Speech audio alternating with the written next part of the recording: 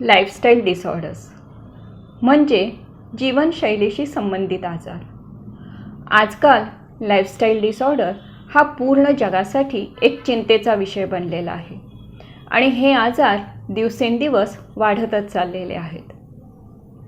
पूर्वी हे आजार आपण वयाच्या 60-70च्या दरम्यान पाहत होतो, पण आजकाल अगदी वयाच्या 35 आणि 40च्या दरम्यानसुद्धा हे आजार आपल्याला दिसून येतात.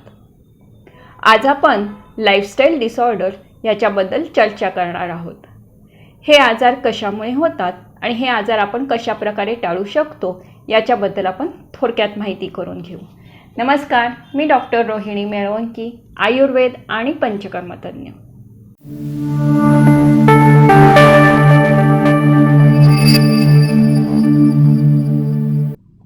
जीवनशैलीशी संबंधित जे आजार असतात ते बऱ्याचदा अचानक आपल्या समोर येतात, परंतु शरीराच्या आतमध्ये याच्याशी संबंधित बदल हे खूप आधीपासून सुरू झालेले असतात. जीवनशैलीशी संबंधित असणारे आजार हे सहसा दीर्घकालीन असतात आणि त्यांना कंट्रोल करण्यासाठी कायमस्वरूपी औषधे घ्यावी लागतात. या आजारांमुळे रुग्णाच्या जीवनामध्ये अनेक मर्यादा येतात आणि क्वालिटी ऑफ लाईफ खूप प्रमाणात कॉम्प्रोमाइज्ड होते. मोस्ट कॉमन डिसीजेस हे कोणकोणते आहेत? लाईफस्टाईल डिसऑर्डर्स जे मोस्ट कॉमन आहेत ते आहेत म्हणजे high blood pressure, heart disease, cholesterol किंवा थायरॉईडसारखे हार्मोनल डिसीजेस. जीवनशैलीशी संबंधित आजार हे सहसा चुकीचा आहार, विहार आणि चुकीची मानसिकता याच्यामुळे होतात. तर पहिल्यांदा आहाराबद्दल चर्चा करायची झाली तर आहारामुळेच आपल्या पूर्ण शरीराचे पोषण होत असते.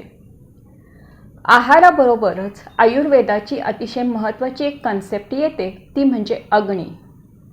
अग्नी म्हणजेच आपली मेटाबॉलिक एनर्जी, अन्न पचवण्याची क्षमता. जेव्हा आपला अग्नी हा सामान्य असतो त्यावेळी आपण जो काही आहार घेतो त्याचे नीट पचन होते आणि त्याच्यातून सकस आहाररस तयार होतो. या आहाररसातूनच आपल्या शरीरातील प्रत्येक सेल आणि प्रत्येक ऑर्गनचे पोषण होत असते आणि त्यामुळे प्रत्येक ऑर्गन हा सकसपणे तयार होतो आणि त्यामुळे तो आपले काम पूर्ण कार्यक्षमतेने करू शकतो.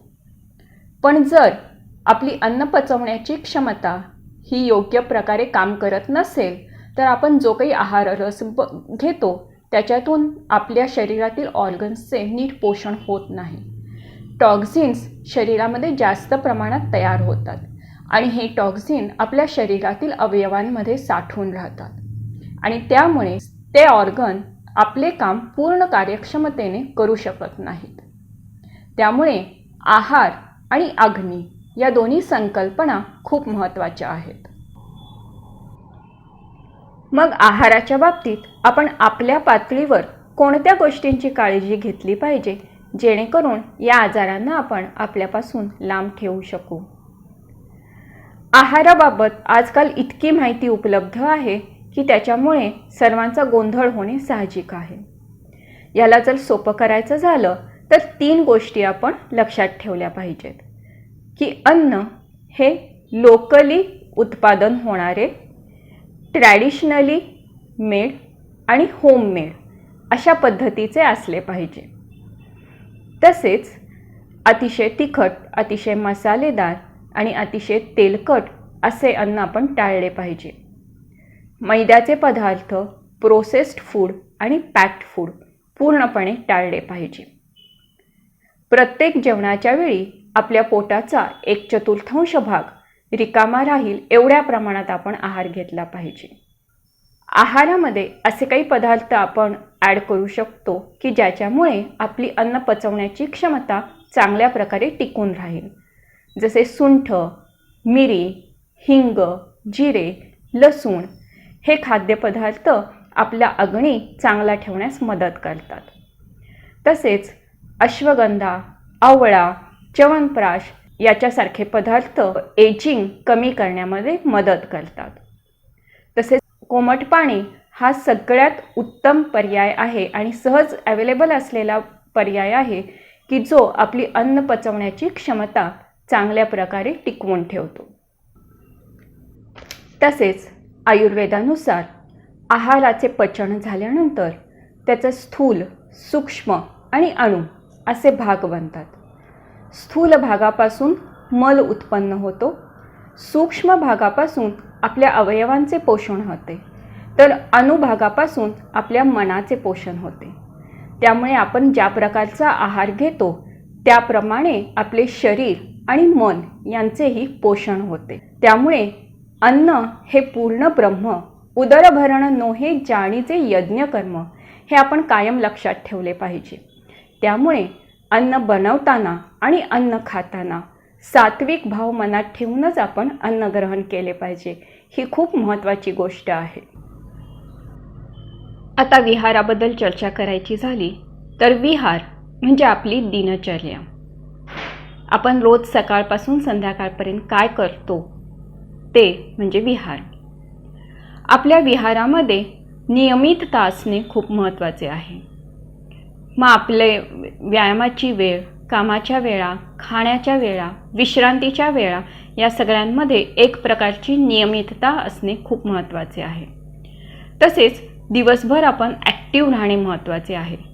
विशेषतः ज्यांचे बैठे काम आहे त्यांनी दिवसातून प्रत्येक 2.5 ते 3 तासानंतर एक 5 मिनिटाचा वॉक घेणे खूप गरजेचे आहे. प्रत्येक खाण्यानंतर, मग तो नाश्ता असू दे किंवा दोन्ही वेळचे जेवण, त्याच्यानंतर शतपावली करणे खूप महत्त्वाचे आहे. विहारामध्येच समावेश होतो व्यायामाचा. व्यायामाने आपले शरीर आणि मन या दोन्हीची कार्यक्षमता वाढते. तसेच मसल स्ट्रेंथ मेंटेन राहते, स्टॅमिना मेंटेन राहतो. त्यामुळे व्यायामामध्ये नियमितता असणे हे लाईफस्टाईल डिसऑर्डर्स लांब ठेवण्यासाठी खूप महत्त्वाचे आहे. विहारामध्ये आणखीन एक महत्त्वाच्या गोष्टीचा समावेश होतो, ती म्हणजे निद्रा, झोप. झोप हे आपले शरीर आणि मन यांची कार्यक्षमता टिकवून ठेवण्यासाठी आणि त्यांचे नॉर्मल फंक्शन चालू राहण्यासाठी खूप महत्त्वाचे आहे.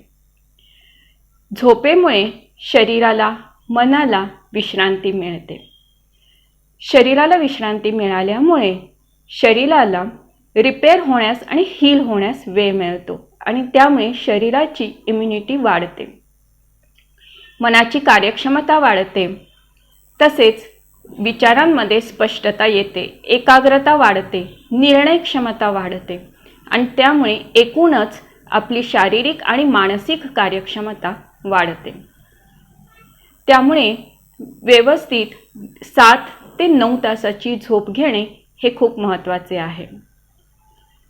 रात्री झोपताना कोमट दूध पिणे हे झोपेच्या दृष्टीने खूप लाभदायक ठरते. तसेच ब्राह्मी, अश्वगंधा, जटामासी फांट याच्यासारखी औषधे आपण वैद्याच्या सल्ल्याने वापरू शकता. व्यसनांचा समावेशही विहारामध्ये होतो. कोणत्याही प्रकारचे व्यसन, मग अल्कोहोल, तंबाखू, सिगारेट किंवा कोणत्याही प्रकारचे ड्रग्सचे सेवन हे लाईफस्टाईल डिसऑर्डरसाठी खूप मोठ्या प्रमाणात घातक ठरते. त्यामुळे कोणत्याही प्रकारचे व्यसन आपण पूर्णपणे टाळले पाहिजे. आहार विहारानंतर आता आपण चर्चा करणार आहोत मानसिकता. चुकीची मानसिकता याच्यामुळे अनेक शारीरिक आणि मानसिक आजार निर्माण होतात. त्यामुळे मानसिकता ही खूप महत्त्वाची आहे.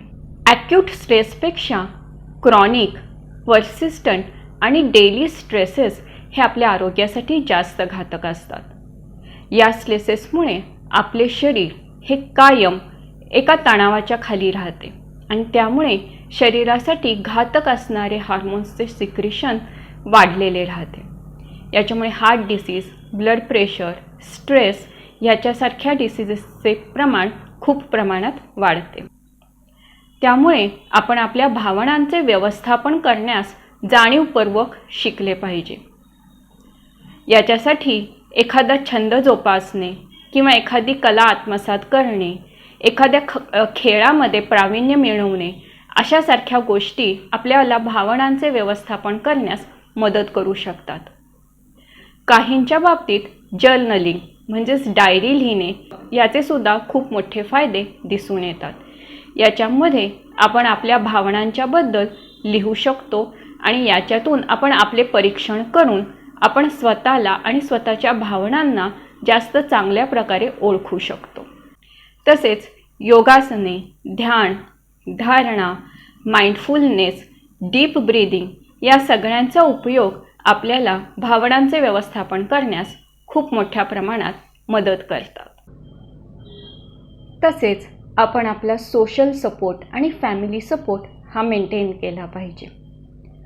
आयुष्याकडे एक सकारात्मक पद्धतीने बघण्याची आपण सवय जाणीवपूर्वक लावून घेतली पाहिजे आणि याची मुलांना लहानपणापासून सवय लावली पाहिजे. आयुष्यातील चॅलेंजेस सकारात्मकतेने आणि खुल्या मनाने स्वीकारण्यास आपण शिकले पाहिजे. या चॅलेंजेसकडे एक शिकण्याची, आपला आवाका वाढवण्याची, आपली प्रगती करण्याची आणि आपली क्षमता वाढवण्याची एक संधी अशा प्रकारे आपण त्यांच्याकडे पाहिले पाहिजे आणि याची लहानपणापासून मुलांना सवय ठेवली पाहिजे. Your diet is not only what you eat but what you listen to, what you read, and things you put into your body, emotionally, spiritually and physically. ही गोष्ट आपल्याला लक्षात ठेवावी लागेल. या सगळ्या प्रकारे आपली शरीराची आणि मनाची जडणघडण होत असते. त्यामुळे ज्या प्रकारे आपली मानसिक, वैचारिक आणि नैतिक प्रगती होत राहील अशा वातावरणात आपण राहिले पाहिजे आणि अशा लोकांच्या सानिध्यात आपण राहिले पाहिजे. आहार, विहार आणि मानसिकता याच्यात योग्य ते बदल केल्याशिवाय आपण या रोगांपासून लांब राहू शकत नाही हे आपल्याला समजून घ्यावेच लागेल. आनंदी राहा आणि समाधानी राहा. नमस्कार.